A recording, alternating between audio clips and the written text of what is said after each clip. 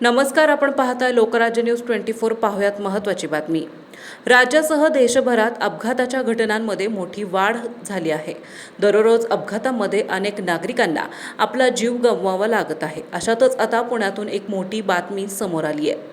कात्रज घाटात जुन्या बोगद्याजवळ बस आणि रिक्षाची समोरासमोर जोरदार धडक झाल्याची घटना घडली आहे। या भीषण अपघातात रिक्षा चालकाचा मृत्यू झालाय।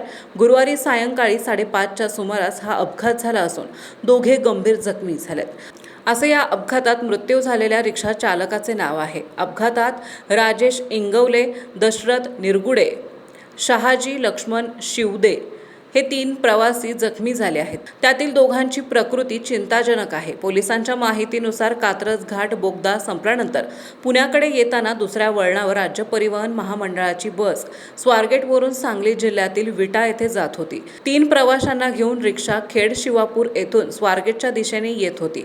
सायंकाळी 5:30च्या सुमारास जुन्या बोगद्यात रिक्षा आणि बसची समोरासमोर धडक झाली। या रिक्षा चालकासह प्रवासी जखमी झाले। जखमींना तातडीने रुग्णालयात उपचारासाठी पाठवले। रिक्षा चालक गंभीर जखमी झाले होता। उपचारादरम्यान त्याचा मृत्यू झाला, तर बस चालक जालिंदर विष्णू शिंदे याला ताब्यात घेतले आहे। या प्रकरणी रात्री उशिरापर्यंत गुन्हा दाखल करण्याचे काम सुरू होते। पुढील तपास आंबेगाव पोलीस करीत आहेत। महाराष्ट्रातील महत्त्वाच्या आणि ताज्या बातम्या पाहण्यासाठी आजच आमच्या लोकराज्य न्यूज 24 न्यूज चॅनलला YouTube वर सबस्क्राइब करा आणि बेल आयकॉन प्रेस करा।